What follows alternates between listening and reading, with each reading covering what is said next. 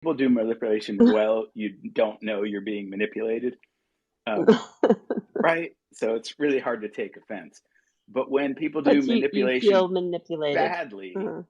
and and then in the forums, the forums and Twitter, it really starts to descend into coercion at some point. Be like, you just here's the only reason you could possibly want this. You want to dump all of this here and kill us all. I'm like, no, I don't. You're just making shit up. And, it can get kind of threatening. That's just bad, right?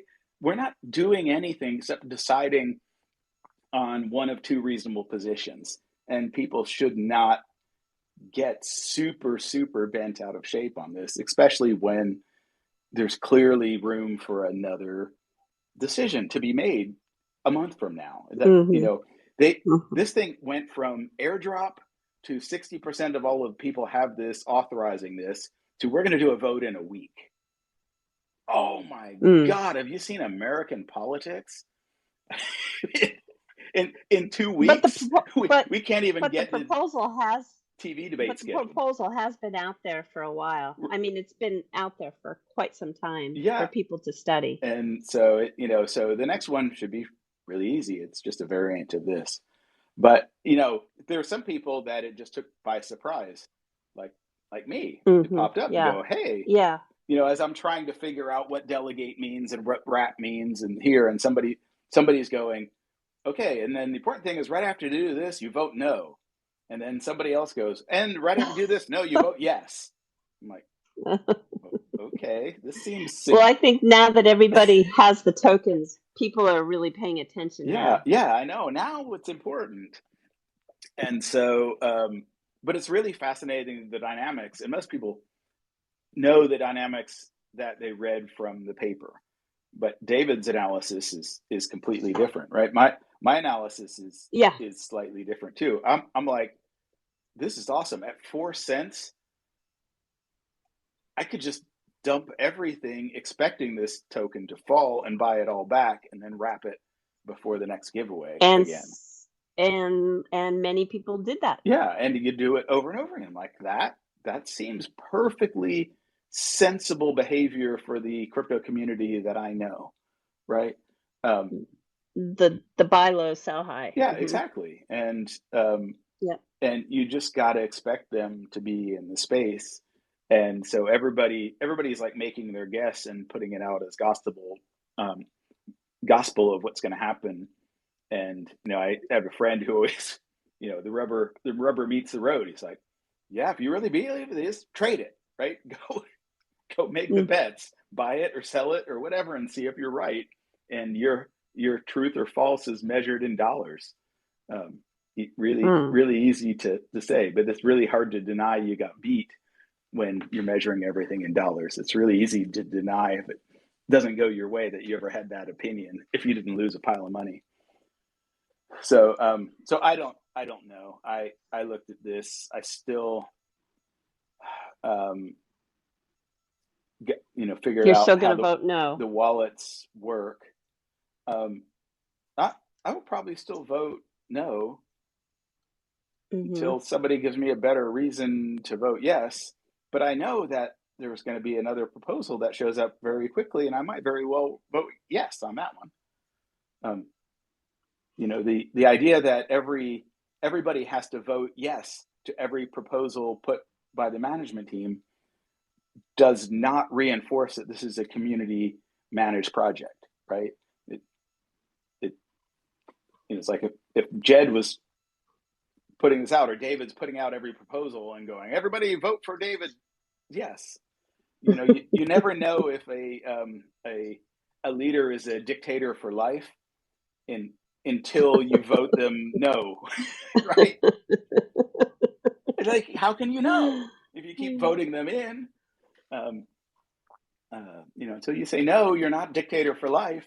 You don't find out if they are. And so, anyway, I find that just a fascinating thing to think about, and I really think it's a thing all communities like this should think about. Are we really just blessing and providing cover for these people, or are we really managing this community? And it's Well, the community just was born, so we don't yeah, have any history yeah. on that. And I think that it will absolutely, they will take a backseat, Mhm. the Flair team, and it will be governed by community. But this is the first attempt, and so Yeah, that first proposal just came from it's the team. gonna be fascinating, watching it happen, and it will not happen quickly. It seems like all this should happen quickly, but it didn't happen quickly with Bitcoin. For years and years and years, Gavin blessed everything that got committed. Um, But you it know, still doesn't. I mean, there's still friction in yeah, that. and I think that, yeah, the community governance model isn't frictionless. yeah, and it's tough, and just the technical bits. Regular community people don't understand how hard what Flare is doing and like what Ripple did in the early Ripple days with Ripple D running as a peer to peer network. Originally, Hmm. Ripple ran all of the Ripple D servers at first Right. because somebody has to first somebody has to debug them. They have to work them, and David ran them.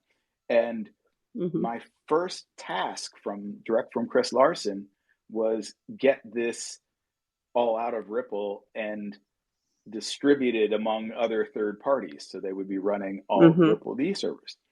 And I totally failed at that because nobody except David could keep them all running. We would Uh-huh. put one at another site and it would fall over and like, what happened? Uh, And every time it did, the answer was ring David's cell phone and wake him up in the middle of the night. And uh, and it was just hard. And it got better and better and better. But at the beginning, you're debugging and things are breaking and you don't know what's going on. And, other people are trying to run all of this and somebody's answering the phone in the middle of the night. So you can put, a figurehead community person as, in charge of everything. But, the in the, contact person. Yeah. yeah, but in the end, the guy who knows how the code works has got to pick up the phone and help you debug this stuff.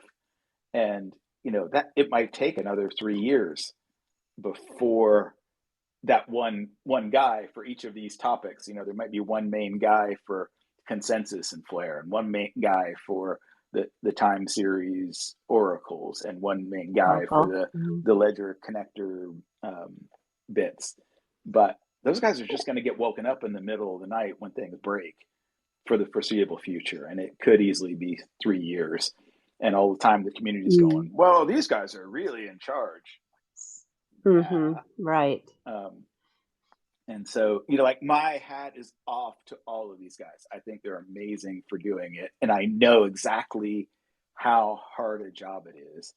And I know all of the other, like everybody wants to concentrate on the technical stuff, but the stuff that comes out of the blue and bites you in the ass is regulatory stuff and compliance stuff, and the fact that Mhm. it's a smart contract platform, right? This is the intention. Right. I'm right about that, right? I know there's all this time that their Correct. Yeah. With differentiators a are really with a interesting. right. With a superb addition of the layer cake to collateralize those to make them safer. Yeah, but I mean, it's Hmm. attributed. Anybody can write a contract and run on that. I'm assuming it's Yep. totally open like that. Yep. And who's going to Yeah. come? So Scammers. Like they're just going to come. well, Sorry, yeah. that's the nature There's of always scammers. that. And Yeah. and it's going to be on the Flare platform, and people are going to be asking the foundation or the development team or whoever, what are you doing to combat all of these scammers on your platform? All these. And Right. everybody's going to go, no, no, no, it's not me. It's arrest the community. It's somebody else. Like, no, I just try to make the code run. And it's fucking hard, really, really Mm. hard. So really, I have no malice to any of them, but I wanted to see how much the community really understands all of these concepts and how much they're just like, I'm all in on Flare. Whatever they say goes. just like whatever David Schwartz says goes. I'm in here. But until fairly recently in Ripple, now Ripple does things you vote on, XLS 20 and XLS 30. And they're sort of making that work. It took years before that worked. It was in the plan Hmm. from day one, but it took years before you could actually make that. So to go this early in it and go, we're going to do this. It's really interesting to go, okay, is this really real, or is this a dodge? What is this thing? What's going to happen if they fail to persuade? Um, I just want to, like, what's going to happen? It's not going to be catastrophic. People act like it's going to be the end of the universe. No, there'll be another proposal, um, Hmm. and people will vote on that, and it'll probably pass. Even if this first one fails. So I don't look at this like, oh my God, it's the end of the universe. I think that's just silly. There's a lot of smart people that put out a second one. They'll go, oh, let's explain it a little more humbly to these people, or maybe a little more hostilely, or more straightforwardly, and we'll all get together and pass this thing. The Republicans took what 15 votes to elect a Speaker of the House. They did. Yeah, but they got it done Yeah. eventually because they Mm. pissed off some people who didn't want to support them, and so all this will heal. It's just silly to think that it won't, and so part of that I did just to make the point, and part of it I just clearly didn't understand this stuff. I put one graph, like there's things people discussing, like there's a limit on the number of Flare tokens. That's like 100 billion here. But then there's graphs Hmm. in the FP1 thing where the number of tokens, the line goes up to 600 billion. It's Right, like, right. I saw that. what does Yeah. that mean? I just don't know what that means. If there's a limit of 100 billion, like it's 100 billion now at this date, and then it's okay to go. Well, if it's okay then to go, then we can adjust all those parameters now. Um, so Mm. it's like there's a million knobs in a software um, like this that you can change, and how much do we give out here, and what do we charge here, and what are these fees, and they're all up for grabs in a proposal like this. So somebody picked one set and said, this is our best that we can think of right at this moment. Let's see if we can pass it. If it doesn't pass, they'll go, oh shit, well, let's make the best set now that we know more information for this moment and see if we can pass that, and it'll probably pass. So anyway, I'm still super bullish on this. I'm still amazed that I've got the tokens, and the tokens are worth money, like decent amount of Hmm. money. I'm not the guy, like, I want to crash the market, buy it back here. That stuff still gives me a stomach ache. But I do like looking at it and going, "Oh, look at that!" Like Santa Claus came in January. Um, so, Yeah. The 15% is still very much appreciated. I'm yeah. I'm really thrilled that it even was able to get that far, So yeah, I think, and a platform that works. yeah, and so super amazing, and I can't wait to see what the people want to do with it that are actually building the smart contracts to make money on the platform, right? To generate value. Um, Mm. right now, the platform's a lot of hard work to make something that can support people generating value, but it really is not generating value all by itself, running in isolation, right? It just kind of looks like No, it does. What do but you think? there's a fair amount of projects that are live on it already, and Ah, and I think there's a lot of developers that have been waiting and waiting for it to go live, because that has been, that's the protocol platform that they want to build on. So I think there's a eh, lot of I think there's a lot of projects that have been put on hold just waiting for this to go live. see, and that's all the stuff I need to know. Somebody shouted out some other projects. unfortunately, he shouted them out with a lot of weird abbreviations I didn't know. So I still didn't have Oh, great Google things, but I'm like, tell me more, please, because I'm fascinated by this. I really want to learn more. I feel like such a dilettante, even criticizing anything in the space now when other people have been working very hard at it. Um, but I think it's all go great, and I think they could have in the actual drafting of the text at the opening of the FIP1 document, mm. that could have gone a little better, and without criticizing any of the numbers or any of the other technical stuff at the bottom. The opening couple of paragraphs could have been drafted better. Um, lesson Put learned for it. next time. We can use the chat AI and see what kind of renditions it gives. I Exactly. like. Make this less I offensive. Well, I put one through something that I had. I wrote something and put it through because I was hinted by a guy named Max who's got a YouTube channel, and I did that. Write it as if Trump was speaking and put a little humor into it.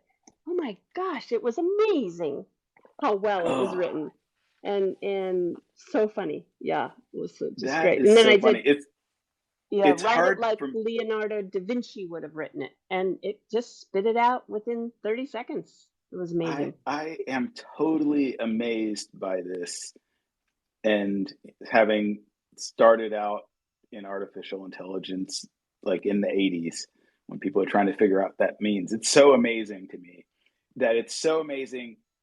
I'm still an old man and I'm not totally convinced, right? Do you know about Mechanical Turk, right? Um, Yeah, but I'm convinced. you're convinced because you do it, and Yeah. half in the back of my head, you're entering a command there, and it's going to the writers' room at Saturday Night Live, and they're like Hmm. quickly drafting up a whole bunch of jokes and typing it back to you. There's Yeah. probably not, right? That's silly, but what goes through your head when you see magic is sometimes you know just weird and amazing that it could work. Yeah. It's fascinating. I like it a lot. Well, so what do you think, Bob? What should everybody be thinking to do at this point? I'm not talking about like vote, but I mean, should people be working on another proposal with I with the intent that if it passes, the proposal should look like this. If it doesn't pass, the proposal should look like that. What do you I think?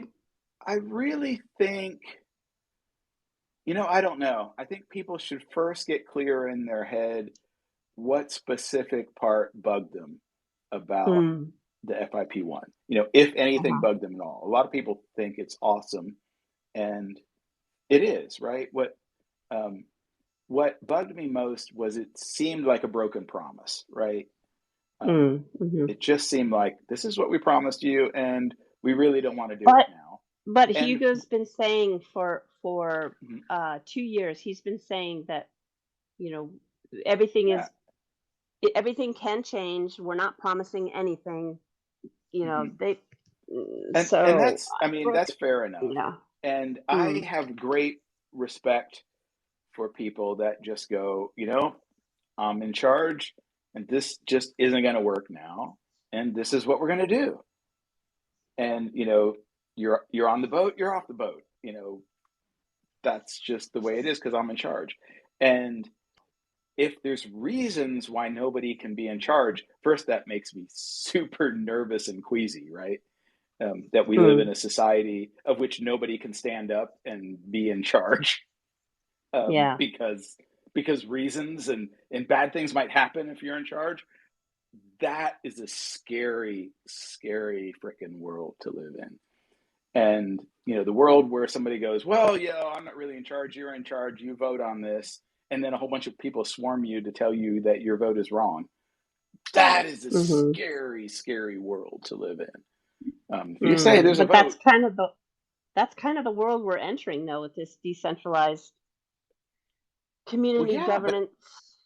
but. There has to be a vote that means it's a vote. It's like, it's if we go, yeah, before you vote, we're going to send these guys over to discuss you what the right vote is. That's just coercion, right?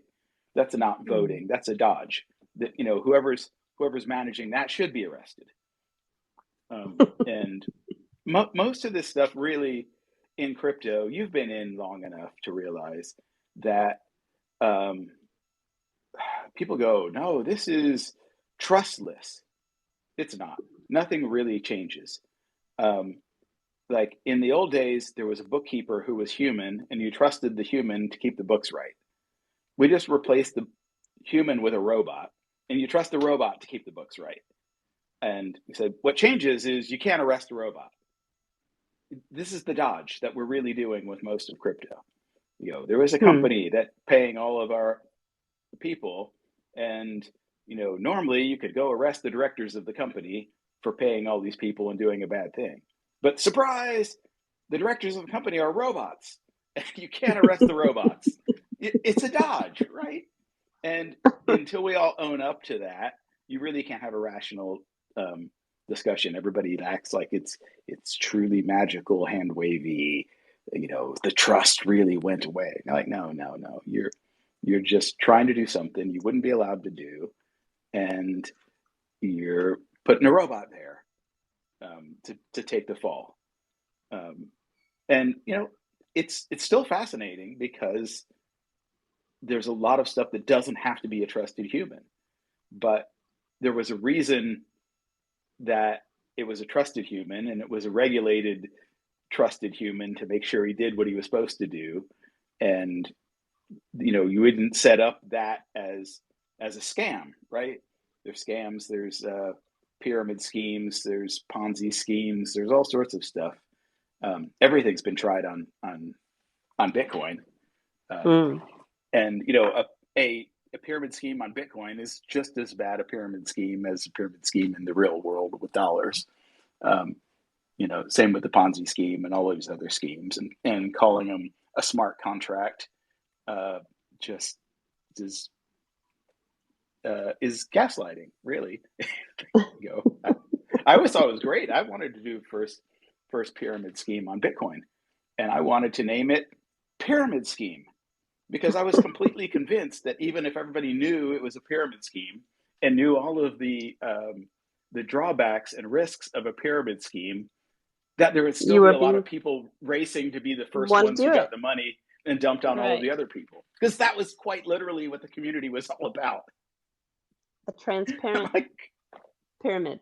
Hmm. yeah, like a completely transparent, honest pyramid. Like, here it is. The Hmm. people who have come in late are going to get totally screwed, and let's see who rushes to be first.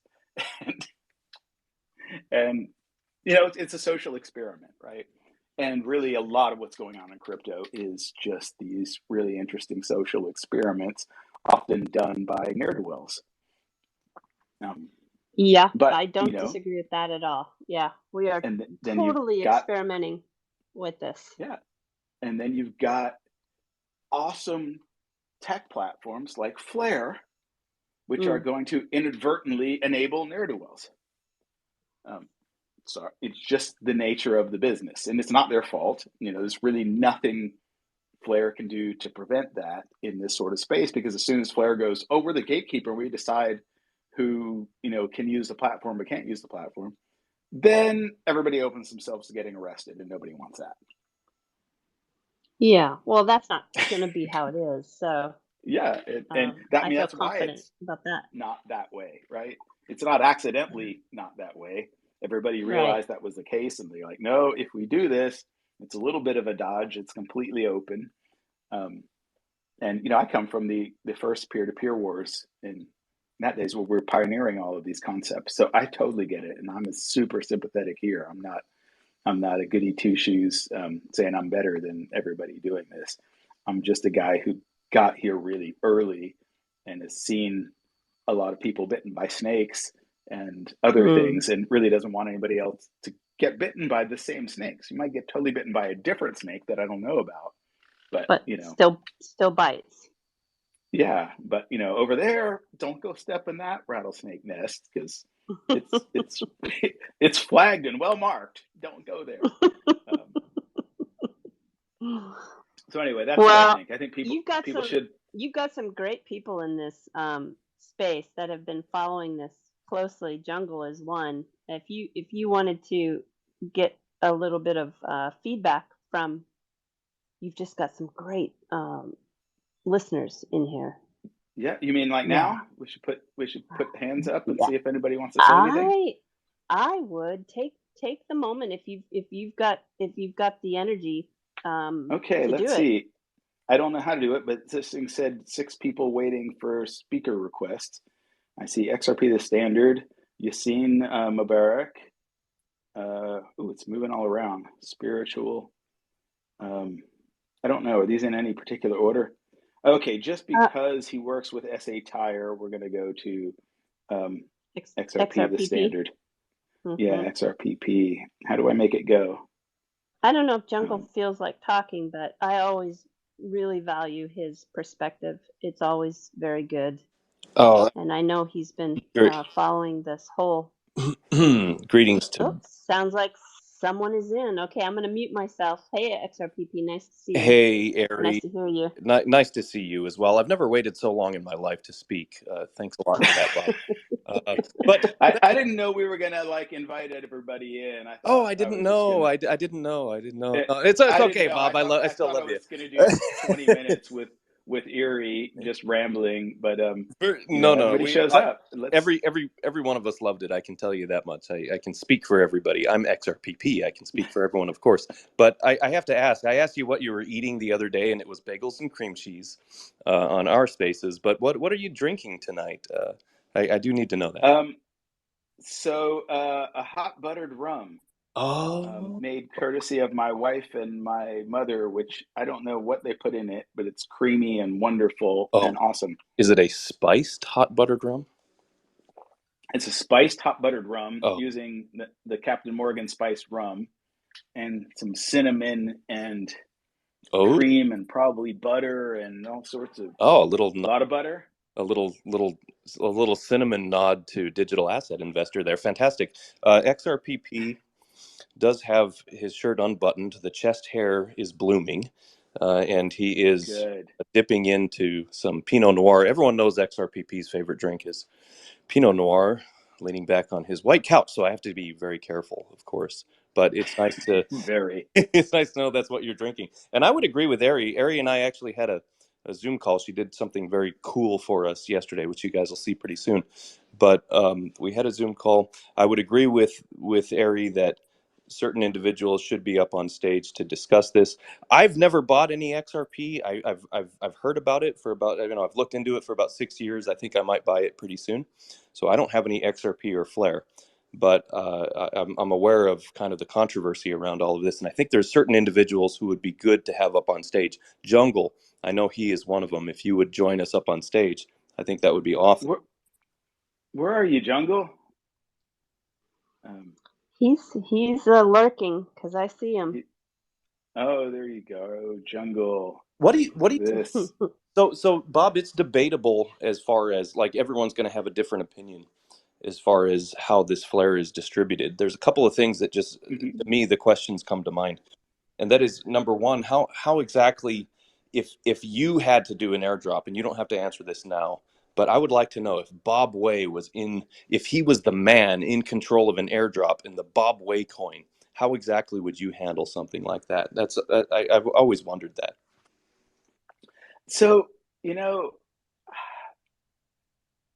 I have always been like trying to figure out who should have it and do things.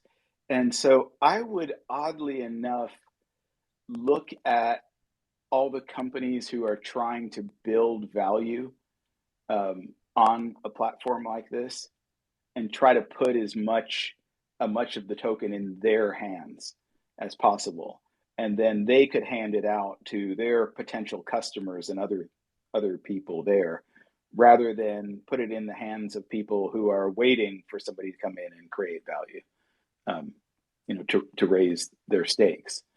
But it's just a weird way because of the way my role in Ripple was to go out and find those people. It's sort of a different from the Bitcoin total libertarian, put it out there and see who buys it and the people who buy it are the ones that deserve to have it, kind of thing. I see both ways, but So if I had a giant pile, I would strategically try to put it in the hands of people who really had good ideas that wanted to create real value. so yours sounds more of like a grant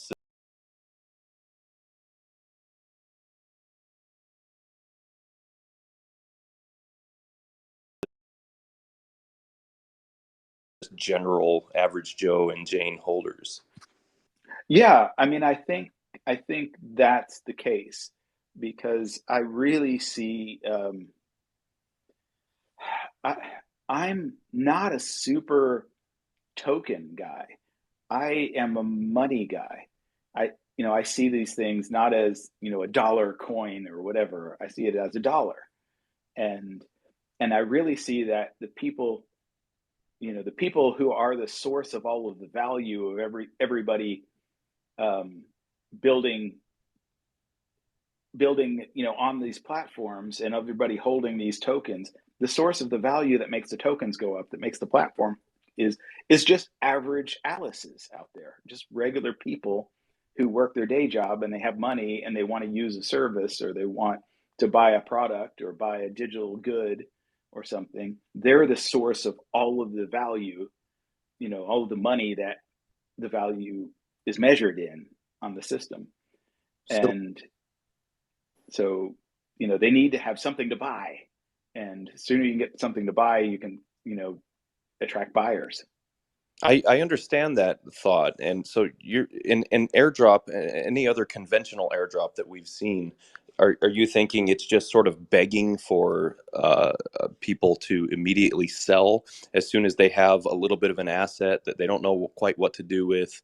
They come into a little bit of quote unquote money, and every one of us needs some money, some of us more than others at different times, and that it's just sort of begging for the price to dump during an average airdrop.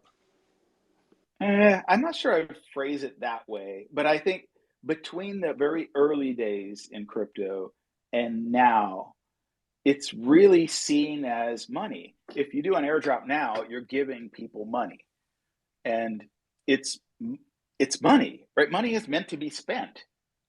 Um, if you gave somebody, uh, we just had Christmas, right? And you go, here, I'm giving you $500, but it's locked in this box, and I want you to store it in your closet for 3 years. Hold these dollars. Your kids and other people aren't going to be super thrilled with you. Doesn't It's not as compelling as you might think. Money is for facilitating trade, and if you give somebody money and they want to trade it for stuff, you kind of have to expect that. And I think that's a good thing, right? Just have some stuff for them to trade it to, and you're starting to build an ecosystem where the money can circulate and do what money's supposed to do. But the bootstrapping is hard, right? So a lot of times you end up with this proxy for money that you're waiting for value that you can spend the money on. And what you will see, I don't really know that lots of people point this out, but probably is more common now than it was 3 or 4 years ago. But there's a lot of people that style themselves as cryptocurrency investors. And usually that means they got themselves rich in cryptocurrency and they would rather invest it as cryptocurrency than trade it for dollars and pay taxes on it, and do all the rest of the stuff. And so, there's a lot of people using these things and passing them around the ecosystem and getting rich and making more money. But most of the outside money is what drives all of that. It's the people that came in and bought these tokens and are hodling them now, waiting for them to go up. They were the ones that made the other people rich, because there Yeah. just is no store of value. Yes, and I got to take a moment, if you don't mind the indulgence. A few months ago, no one had ever heard the voice of XRPP. Bob Way was totally gone from the community for years. Are we entering like a golden age of the XRP community right now? I mean, we have XRPP, Bob Way, Crypto Eddie, Jungle on stage right now on a Spaces. Spaces wasn't even a big thing a few months ago. And all of a sudden, like, we're in this new age, and I really feel like the XRP community is in kind of a golden period. And I really hope this is a special year for all of us, because we all need it and I, deserve it. I hope you I, agree. I hope so, and I want to hear from Jungle because we brought him all up and then we didn't let him talk. For And I'm sure. going to bring Yassine up because he's a friend of mine. I just saw him yesterday, And so I'm going to bring him on the stage. And yeah, I'm hoping that this is an awesome time for people to talk. Jungle, So so perusing Twitter, you kind of get kind of a sense of where people stand. And, as far as this Flare thing, Jungle, you've been fairly vocal about being unhappy about the way that it's transpired. Is that correct? By the way, this is the first time I'm saying hi to Jungle. Hello, Jungle. I know, man. I'm super nervous. I'm up here with XRPP and the Great Bob Way, so I'll do my best here. It's very, very nerve wracking. Personally, I think I'm going to do really well with the coins I bought, under 4 cents. And I bought one coin, but I'm likely going to get all of the people's coins that sold to me. And that's why this vote is probably going to go through, because I get the vote on their behalf with the coins that I bought. So, yes, personally, it'll probably be a windfall of profits here. But is that a good thing? I keep hearing people say, well, it's best for Flare and Flare Network. And I'm sure to keep rehypothecating these coins to different groups as you hang that carrot out and try to get them to do things would probably be good. But I don't think it's a way to build trust in community. I definitely would not do it. And I don't think that's a good excuse for doing it. So that's just kind of my idea, that I do not think that this is a really great way to build this network by changing the game. It was one FLR for one XRP, and now it's something different because we want to include more new people. And I think they overdid it on the original airdrop to try to get all this excitement in this rush, which got them notoriety and got them introduced and going with a bunch of big exchanges. And they're probably going to be supported by almost every exchange because it's the largest airdrop ever because of this, XRP snapshot that they did. And now they got that, and let's just rehypothecate those because it's best for us. Maybe you probably just shouldn't have given away that much equity of the network. yeah, I kind of agree. And also, I think it's a little bit compounded by the fact that it took 2 years to get here, right? If if they'd have done the snapshot and 3 months later given away that much XRP at the beginning all in one chunk, then we would have had another, year and 3 quarters in here where we've probably done FIP2, FIP3, FIP4, maybe generated more tokens and given them to different groups or other promotions like that. But because we took 2 years of waiting, now it seems like we have to change the rules. And it's not a great look, but it's not malicious or anything. I don't think. I think it's just how circumstances work out. I don't think it's malicious either. What did anyone from and I think we have a couple people from the Flare community that are in the audience, but did anyone from Flare contact you, or is anyone aware that you were doing the spaces? Did they say, hey, we want to jump on board? I didn't see anybody directly, but as soon as I mentioned it, I went and had dinner, and then I came back here and pinged Erie, and so I really didn't give anybody a lot of opportunity. I'm not super facile with Twitter, and being contacted on it. So I apologize if anybody really wanted to, and I will happily do any space any Flare person wants to do, and probably grovel at their knees for being unworthy to talk to them because I know how much hard work that they put in this. Um, but so apologies to them if they would have liked to be here representing them own self, and great respect for Hugo Fillion for making his own rules and sticking to them, rather than trying to manipulate or coerce or persuade people to his side of the proposal. Does anyone think that Hugo Fillion looks just a little bit too much like Weetza Wind with glasses? I was trying to remember who he looked like, but yeah, totally. Okay, I thought that was kind of weird. I've never seen the two of them in the same room together, but I digress. Jungle, didn't you say early on that I thought you were saying early on that you advocated for them just dropping everything all at once? I personally think that that's the best way. I think any gimmicks that you do to kind of stretch it out will just kind of stretch out the pain, get it over with, drop the coins, and be on with it. And I don't think we need more free coins to incentivize stuff. People will be incentivized because it's a great network and you can use it and it's going to be valuable. And that's what's really going to drive it. The free coins just kind of bootstrap things.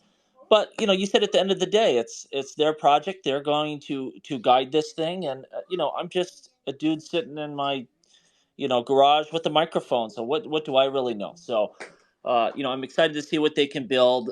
It's just a philosophical argument, even though I'm gonna probably get a lot of coins out of this charade. I just don't think it's the most ethical way to run it, but it is what it is. And Yeah, you have to. awesome point of view. I'm kind of in line with that, and really, I'm not hostile to any way they want to go. And I really think, the guys running the project should be in charge and not afraid to say that they're in charge. And if they decide they made a bad decision and they have to hurt people's feelings, I think you should just come out and say, look, this is what we're doing. Or you can come out and go like, okay, I made this promise, I'm going to honor this promise, and then we'll double the number of coins in circulation, with the next thing, just to even things out and make it fair. Yeah, there's a lot of things that they have the power to do. It's just what they choose to do. And you've seen, hey, speaker, Mike. Hey guys, can you guys hear me? Hey, can hear you real good, buddy. Real quick, I'm going to jump off, let other people go on. Thank you so much, Bob and Ari, for letting me up here. Yeah, thank you, XRPP. Thanks, Jungle. Great space. I've been waiting for a while to talk. Really enjoying the conversation here. You guys are all smart and making, very thought-provoking points. My only comment is, correct me if I'm wrong, but the pivot in the distribution mechanism of Flare happened after they saw what happened with the exchanges, right? I mean, most people had their XRP on exchanges during the snapshot. So I think only a minority did a self custody. So we saw what happened with exchanges. Celsius went bust. Coinbase delayed the release of those tokens. So really, by moving away from being at the mercy of exchanges, since they're proven not reliable, and we're talking about 36 months of monthly distribution, right? Who knows what happens with those exchanges if they're going to be around for 36 months. So it made sense to kind of force everyone to kind of self-custody through, Bifrost Wallet or the others, to make sure that we're not reliant or, dependent on exchanges. That's what I thought was one of the reasons behind this change. Is it not? And if that's the case, it makes sense to me. Correct me if I'm wrong. Well, I mean, there was a really long list of reasons, and that was definitely in the list of reasons, but I don't think it was the one and main reason. But really, doing an airdrop with coins that are on an exchange is like a super rookie mistake. This goes badly every single time somebody tries to do that with an airdrop.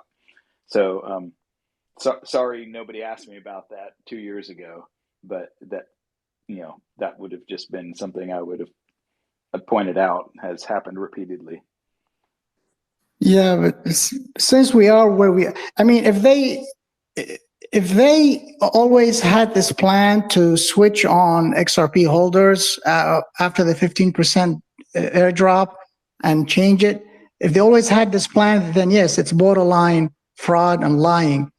But I don't think that was their original plan. They really intended to follow through with their original plan, but they ran into all these problems with exchanges. Yeah, it's a rookie mistake, but they are where they are now, and they have to fix it somehow and make sure they're not, dependent on them.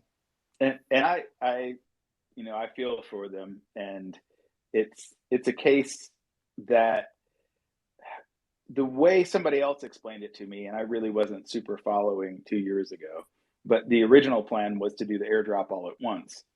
And then somebody decided that was a bad idea.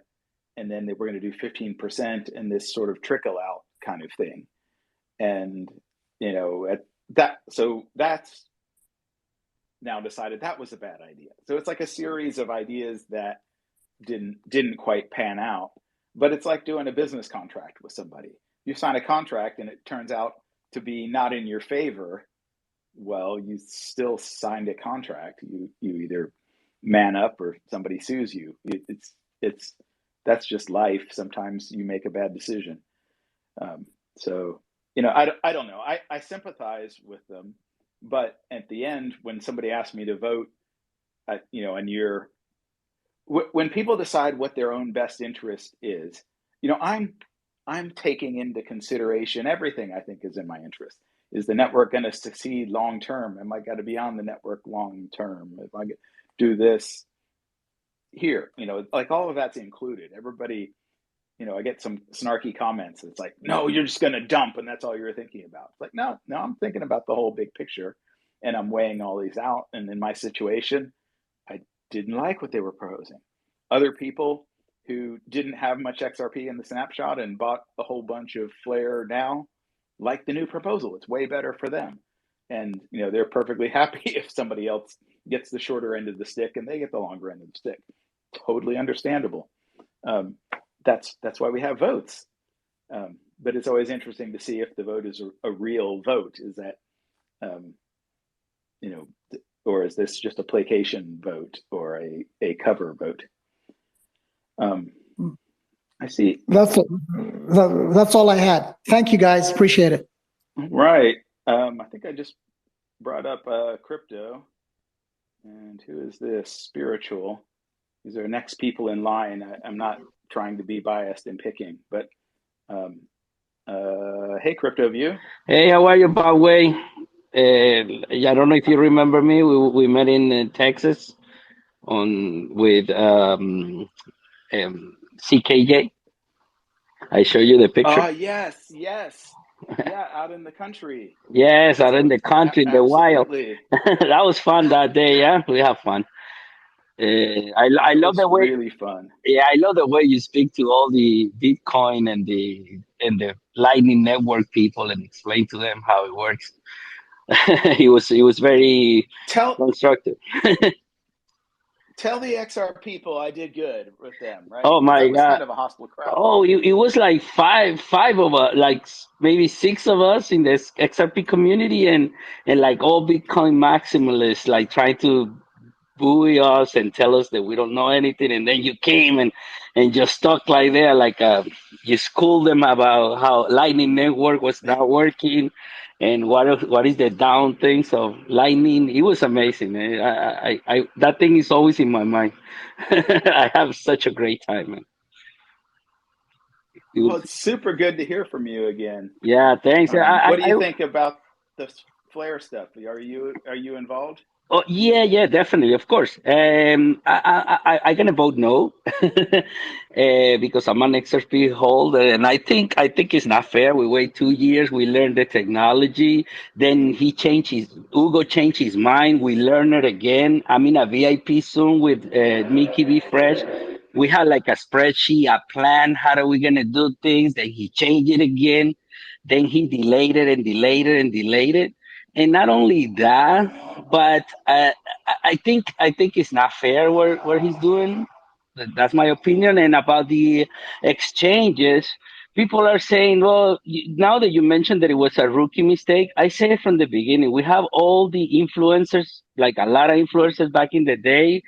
Like, for example, Digital Asset Investor, Mr. B, they were saying that you should custody your coins on the exchange. We had Hugo saying all the time, tweeting like, "Oh, talk to your exchanges so they can support the airdrop," and then they start talking about saying, "Oh, we're getting the biggest airdrop support in the whole community." Why? Because we put our time to talk to the exchanges to make this airdrop coming out, and now he's like, instead, I don't understand why he didn't advocate and teach the people how to self custody. He didn't tell people, listen, do not go on the exchanges. It's not good. Not your keys, not your crypto, whatever. He was like, oh, we're getting the biggest exchange and support. We having the biggest airdrop ever. So that was back in the days, like 2 years ago. I remember this, and nobody can tell me no because it is true. He was telling people to talk and contact their exchanges to support instead of making videos, making a lot of effort for people to self custody. So he created a problem, and now he wants to have an excuse to get out of the problem, okay, by saying, "Oh, this is part of the support. This is part of the proposal." Come on, man, it's not part of Yes, the proposal. you are totally right, and I had completely forgotten about that because that's like the best way to get listed on an exchange is to have people who already have money on the exchange go hound the exchange people to list. Yeah, what he didn't make, That's super marketing yeah, 101. why he didn't make videos or things like he was talking on The Secret or what? I don't read these blogs that he had hiding in the shadow, and Django Lee knows about it because he talks on these videos all the time. You have to go to to his like blogs and read like many things to see what happened. Back in the days, we were afraid to put our have like we not even knew how to link our ledgers to the XRP toolkit. It was something new. So teach people how to do that, how to self custody. Don't tell people go talk to the exchanges, and then when you create a problem, oh, now let's see how do we fix it. Yeah, let's vote for a proposal that you have to hold for 36 months to get your coins. Listen, that's not right. I'm voting no, and that's it. Nobody's changing my mind. All right. Well, thank you. I really appreciate your opinion. And as for somebody who explains how to do all that stuff, David, amazing of you to show up. Bob, it's been way too long. Yes, I know, right? It's great. It's great to talk to you, and I miss you, man. I miss you too, and Tracy, man. I'd love to get out there. I kind of feel bad that I got myself into the middle of this, but you know me, like if I think something is true, good, bad, ugly, I'm gonna say it. That's you. And I will say just one thing that I want to clarify, which is there are two separate questions, which is like, are these various Flare proposals good for and fair to XRP holders? And then there's a completely separate question, which is, are these proposals good for and fair to the Flare ecosystem and the health of the ecosystem long term and other Flare holders, people who buy Flare or get Flare in other ways? And they're separate questions. And it could very well be the case, I'm not quite sure it is, but this is the position I've kind of been leaning towards, that this is a little bit unfair to XRP holders and probably not the best for them, but it may well be in the best interest of the Flare ecosystem. And I can tell you, as someone who's been in this business and seen a project from preconception all the way through to maturity, there were a lot of things we thought would happen or we thought Ripple would do in the early days of the XRP ledger that we later either just couldn't do or realized were terrible for the health of the ecosystem. And you face a tough choice. Do you not do what people think? I mean, they're not really promises, but there are statements of intent, I presume made in good faith. I'm not going to hypothesize that like this is a scheme that, like, if they could plan this scheme out, they would have done it better. You know what I mean? Like they would have made it vaguer and less like a commitment. And we would have too. Like we said, we do things they really thought, these are things that they really thought. And then they face this dilemma. Do I want to be perceived as being dishonest and not treating people fairly? Or do I want to do what's in the long-term best interest of my project? And it's tough for everyone. Ripple expected to give away most of the XRP they were holding within 4 or 5 years. And we expected to do it through giveaways and charitable donations. And that just didn't work. It just wasn't a good strategy. And so we faced this choice of like, do we do something that's disastrous to our project? Or do we get perceived as having broken promises to people? And I know most people in the space don't remember that because this was many years ago. I And the remember. project is held. Yeah, I'm sure you were involved. Like there were things that we did that we felt really bad about. I mean, there are things that I really regret. The only thing that bothers me is like I tried to warn a lot of people about these kinds of things, and nobody listens to me. I don't know if I would have listened to someone trying to warn me either. You know, I don't know if you know this, but like I was opposed to the escrow. Oh yeah, I opposed it. really? Yeah. Yeah, I opposed it. And I, I'll tell you I the reason. It's the remember you same thing. saying It's like, something about who knows, we might need it here. right, it may turn out that the escrow commits us to a certain release schedule, and it may turn out, 4 years from the time we begin the escrow, that release schedule makes no sense. Mhm. And we can't do anything about it. Now that risk didn't really materialize, and I think in retrospect, it probably was a good thing, but it's dangerous to make promises, especially promises you literally can't break, like in the face of uncertainty. I Yeah. also think one thing that I learned is in the early days of XRP, we were big on giveaways and lockups and things like that, and incentivizing holding the token. And what I think I've come to learn is that every time somebody sells the token, it goes from somebody who doesn't want to hold it and doesn't really believe in the project to somebody who wants to hold it more and believes in the project more. And so the faster you get, so people who receive a token in an airdrop, or people who got XRP like in the giveaway, they may be true believers in the project, or they may just be people who are just waiting for what they think is the best selling opportunity. Many of them will just sell immediately because they don't have the mind space to like think about it. They're like, I don't know about this Flare thing. I got it for free. I'm not going to turn down free money, but and there's probably a lot of people selling their Flare just because, hey, I have money now that I didn't have yesterday. Yay me. So I think like the faster you get the token in the hands of believers in the project, the better. And I'll say one last thing, which is airdrops in proportion to your holding make no sense to me. They're just monetary inflation. Especially with this proposal, all you have to do is wrap your Flare. If you put your Flare on an exchange, they're going to wrap it. I mean, wrapping is Yeah. one button. Hmm. So it's basically just monetary inflation. I don't see how it's an incentive. I don't see how monetary inflation is an incentive to hold. But I, maybe I'm missing something. I also, I found another thing that I thought was sort of odd, that that I'm voting. I get to vote on this proposal, but it appears the weight of my vote is related to how much Flare I hold, right? Right. That at some level that seems sensible, and some level that seems totally silly. Um, Yeah. but it's like, oh, maybe I should only vote 10% or something. I don't know. I'm going to vote it because the first thing you got to do is see the process work, right?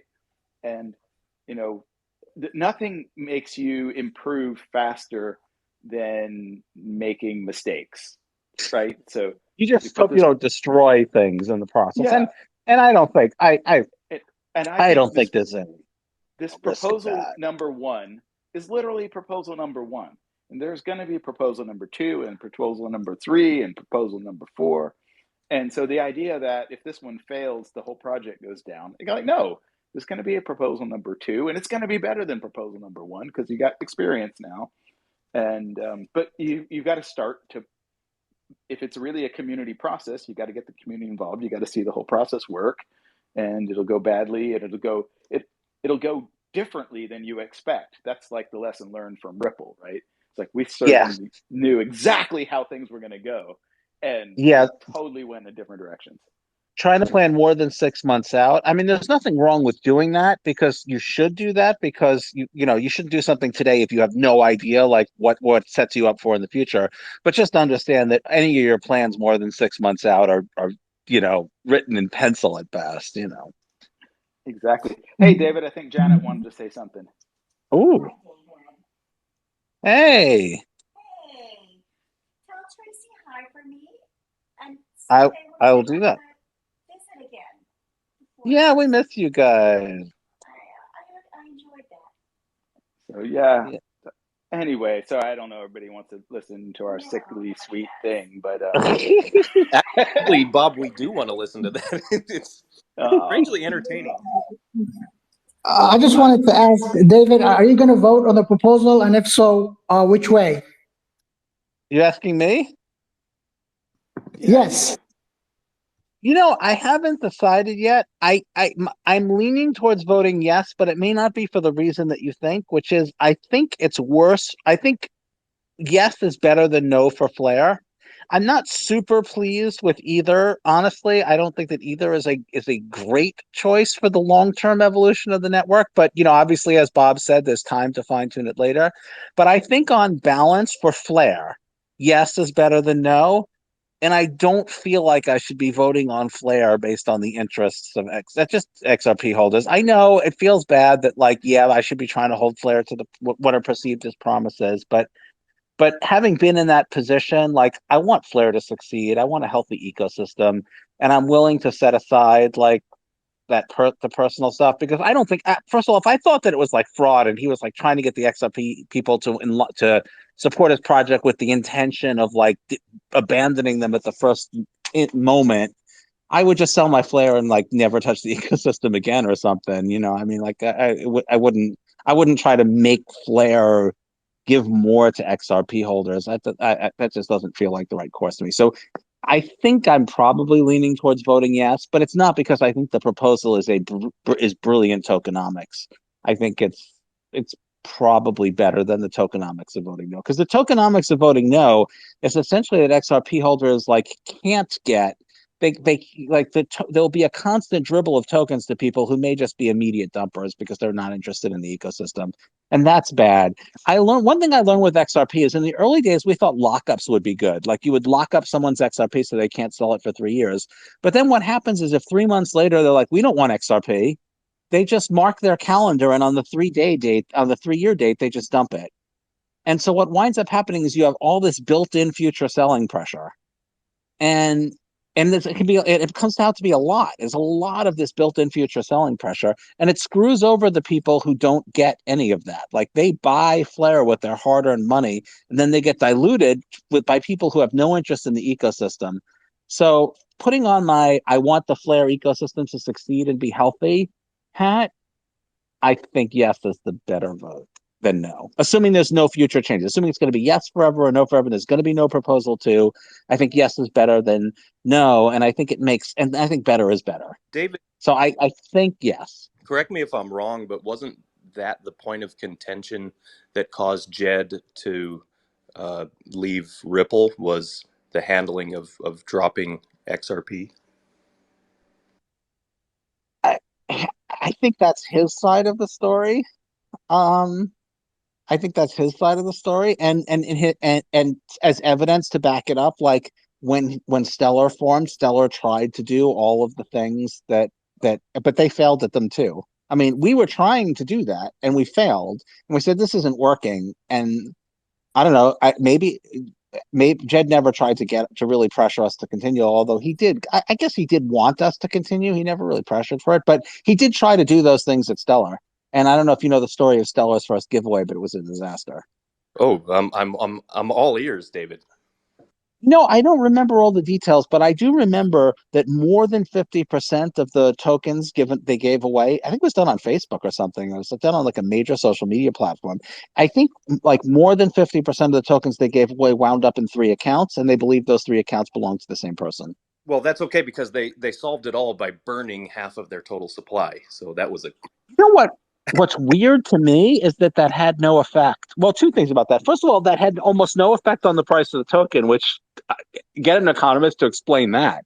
And the other weird thing is, and this bothers me to this day, they burned the supply they were supposed to be giving away, not the supply that they were going to use for their own funding. So actually, that proposal increased the percentage of the token supply held by the foundation. I don't know exactly why they did that, but I do remember you responding to him, and it was pretty snarky and very funny. I forget exactly what you said, but you said something like, if all else fails, we'll make sure we try that. Or I don't know if you remember. Yeah. You know what though? Reading back that thread, and I've read it once a couple years later, I feel a little bad about that because I really was being snarky and I really wasn't addressing the points that he was making in that thread. So it's one of those threads that it's funny and snarky, but usually I'm funny and snarky, but I also will address the substantive point someone's making strong, and if I'm wrong, I'll say so. And I didn't really address the points he was making in that thread. It's one of the very few interactions that I don't particularly feel good about. I wrote some of those tweets when I was kind of angry. So, Your I just, your yeah. contrition is in this moment, and your contrition that I've seen in other moments on Twitter, and also Bob Way and other people that I've seen with Ripple as well. Actually, it makes me root for you guys so much more. It's actually made you guys so likable. You see different moments like that, and you think, wow, these really are people with some morality. And if I'm wrong, it doesn't help me. If I'm wrong and you believe me, there's more wrong people, and I lose the opportunity to do the thing that's actually going to work. You know what I mean? So Yeah, I want to be less wrong. it's a really hard space, and you really want to be less wrong. And it's Yes. really, really hard because you're always convinced you're right, and And you I really have tell to people, search to be wrong. at Ripple all the time, like someone will ask me a question and I'll give them an answer and I'll say, but, I could be wrong. And if you take my word for it, you asking me this question has done the very opposite of helping you. And of course, at Ripple, I have a tremendous amount of respect. So I'm always worried that I don't know if you saw, I made a tweet about this, that like some people talk about how like it's a good characteristic in people, particularly in managers, that they're very, very confident in what they're doing and their ability to succeed and everything. And there's nothing wrong with confidence in your own ability. But the problem is like one of the things that I dread is that somebody who works, with me or for me is going to figure out something wrong that we're doing and not raise that because it'll be perceived as like a lack of confidence in like the strategy. But the strategy could have problems, like this where one of the ways that you get into trouble is you form a strategy and then the world changes and you don't realize that the thing that your strategy was based on changed because we're in a rapidly changing space. And so I have a lot of sympathy for projects that, have to pivot. And I feel bad, for the people, Bob will tell you, like when Ripple's first strategy was everybody use the XRP ledger for everything, which really isn't a strategy, right? If you don't know what you're not, you don't know what you are. But then we said, hey, Ripple's going to be good at is getting institutional payments and building software so that, financial institutions can settle with the cryptocurrency. To some extent, we abandoned the XRP ledger ecosystem. And I felt really bad about that because there were projects that like we were supporting and helping. And then we're like, oh, we're going to go off and do this other thing. And we didn't have the money or the resources to do both. 2014, 2015. And Bob will tell you, like, there are people who we kind of screwed over a little bit. It was horrible, horrible. I Oh, hated were that. you there? Were you one of them? I wasn't, I was there, when we Yeah. did, and like we shut down the client, and people were depending on it, and we're like, oh, we literally don't have a solution for you now. We I just feel bad about that. One like Ripple Rest was a project that a tool that a lot of those people were using, and we couldn't continue to support it, and there was no alternative. it, And it I feel that bad was about. my I feel bad. project. I want to Well, strangle the guy who hopefully, killed it. hopefully none of them are holding a grudge like Robert De Niro in Cape Fear, with back and doing push-ups. And I've gone back and apologized, and I said like we did what we thought was good for the project, and we did what we thought made sense for us, and we couldn't do everything. It's not that we thought you could succeed without us, and we thought our resources would yield more applied elsewhere, but that doesn't mean that you don't feel bad about it. And I'm sure Hugo like wishes the situation were different than it is, but I mean, if you were him, like, would you make a decision that you honestly believe hurts the long-term success of Flare? Of course, You his know, primary objective has to be the success and the health of Flare overall. So, and I hope Yeah. I made that point. I hope it doesn't look like I'm beating on him because I'm very sympathetic, but I don't know. Maybe I shouldn't have said anything, but that's not me. It's not me. Love you or hate you, you're gonna know my position on something. That's David, and I Yeah. tried to kind of explain my points there too, because I feel like I felt really bad where I made some strong points, And then Hugo basically pointed like, yeah, at this moment I've self-gagged myself, so I can't talk about these topics. I'm like, oh, that's the last thing I wanted. Right. I Like a know. great And conversation would be awesome. I didn't I even know want how to. awful that is. I mean, obviously, because of the lawsuit, there's some subjects that I have to do that on. And that's the thing about the lawsuit that bothers me the most. Oh, Hey You David, know, it's Chip from on the chain. How are you? great. How are you? Doing well. Listen, hey, so just out of curiosity, like what would be what's what do you think Flair might have done different, or what do you think would have been a better outcome? Like, because I saw a lot of your tweets and stuff, and listened to your commentary tonight, but like, what would have been a different way to handle it?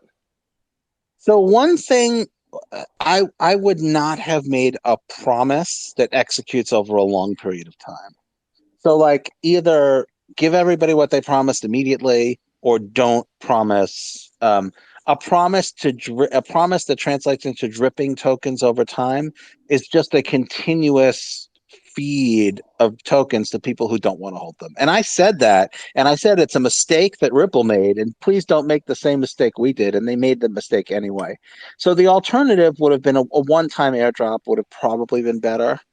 And yes, there would be a lot of selling pressure immediately, but then it would be over. It'd be over and done with. Yes, everybody who didn't want the token, would sell it to somebody who wanted it more than they do, and some people would resell it if it continued dropping and continued rising. But then it would be over in a couple of days, and that would be it. And then the project could inflate its supply however it thought was best for the project. So I think Yeah. avoiding long-term promises, and this is a lesson, by the way, that a lot of economists understand. Like the Federal Reserve used to say, they used to give very specific things about what they would do. Like they say, we're going to raise the rate by 1% over the next 2 quarters. They don't do that anymore. And the reason they don't do that is if you say what you're going to do, nobody knows what you've taken into account and what you haven't. So if the Fed said, we're going to raise the interest rate by 1 to 2% over the next 2 quarters, and then the jobs numbers are really strong. And everybody's like, did the Fed expect that? We don't know. Are they still going to raise the interest rate, or are they going to do something different? So instead, what they do is they say, we want the unemployment rate to be between this amount, and we plan to adjust inflation to do that. We expect these. And now, if you explain your reasoning and your thinking, then people can say, okay, the jobs number was more than expected. Now, what is the Fed going to do in that? Oh, it's less than expected. If you explain your reasoning and your thinking rather than making more specific promises, um, people better understand what you're going to do, and they don't worry as much that if something unexpected happens, you're going to do something they didn't expect. And so the answer is try to avoid specific promises and more talk about what your goals are, what techniques you plan to use them, and what drivers will cause you to change what you're going to do.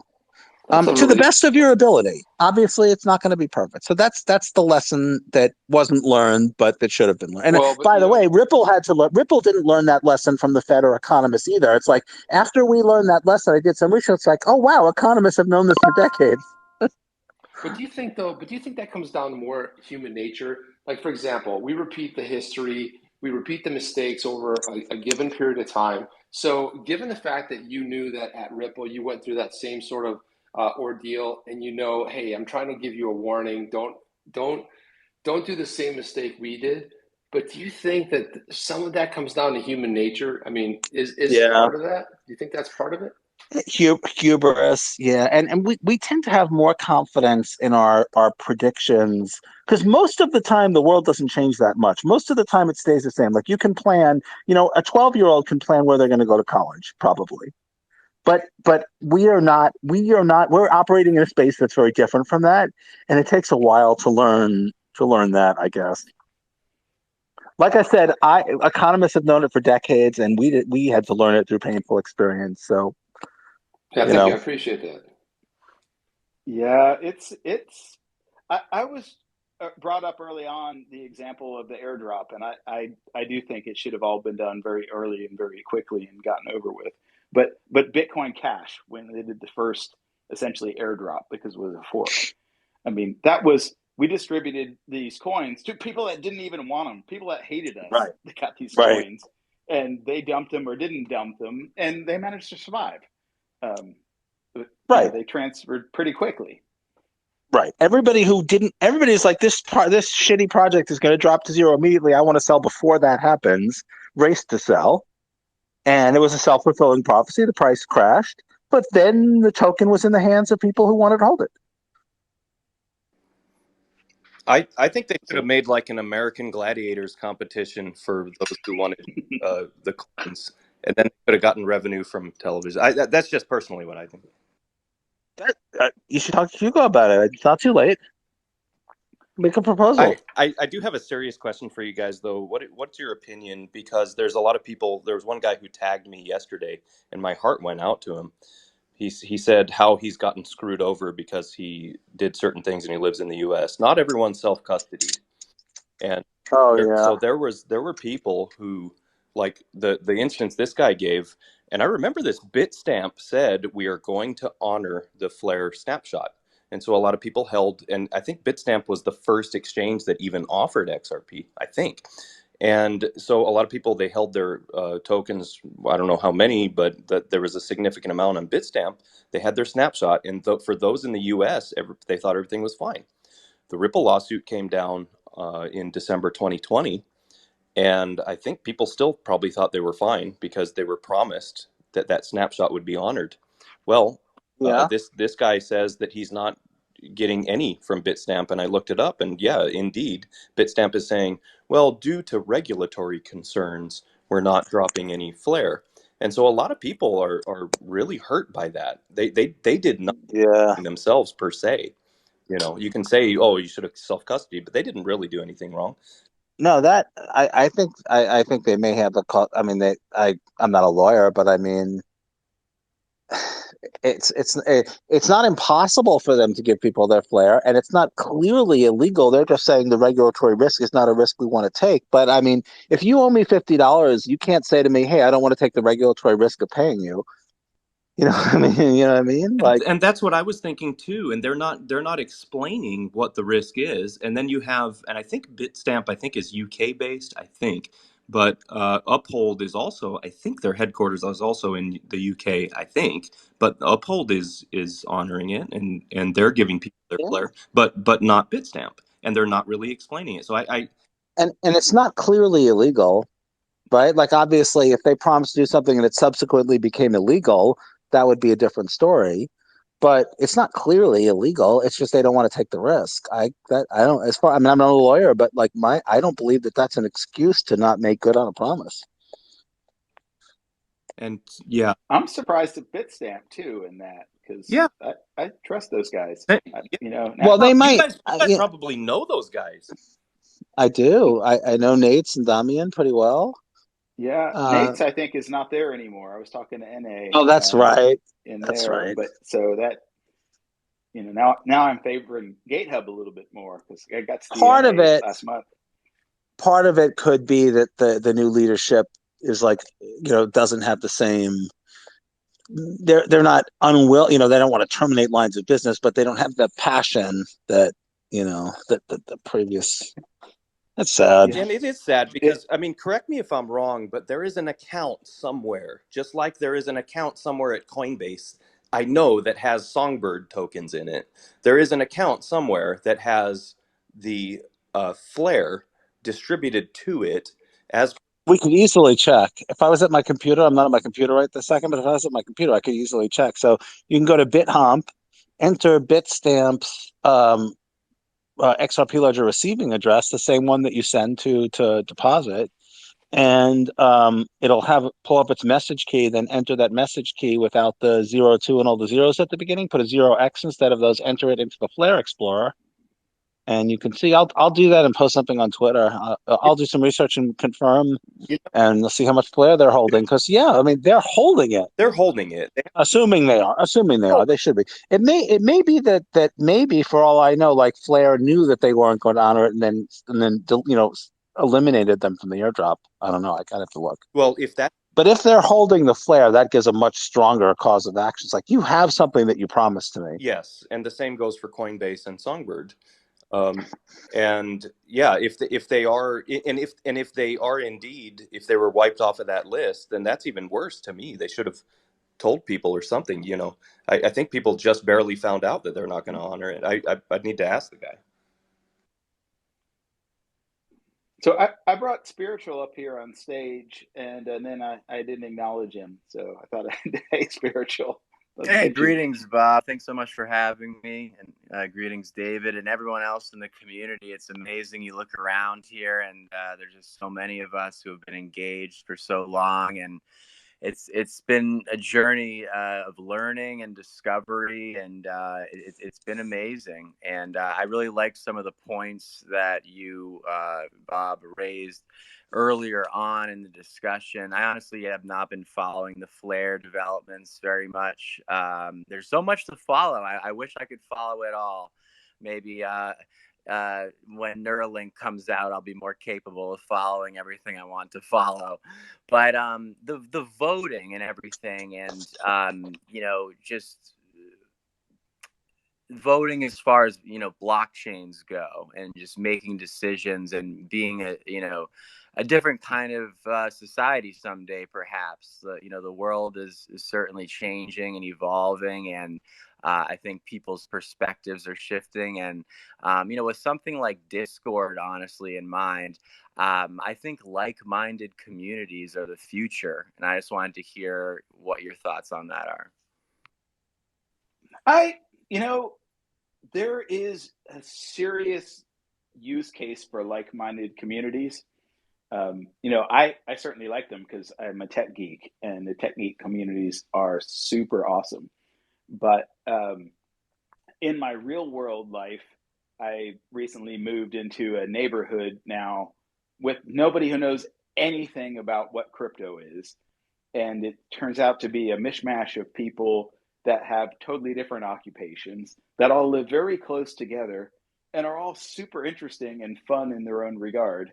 And it's nice being in a different bubble, right, from the community I would have chosen to be in.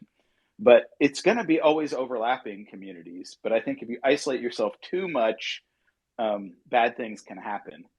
But being able to pick and choose is key to everything.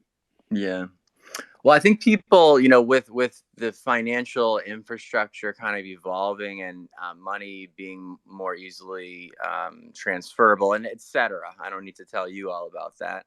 I just suspect that people are going to start, moving, to different parts of the world, and populations are going to shift. I mean, do you follow what I'm saying, kind of, or? Yes, I mean, I totally get it. And I think making better money, and I don't mean each person making more money, I mean having a money that's easier for people to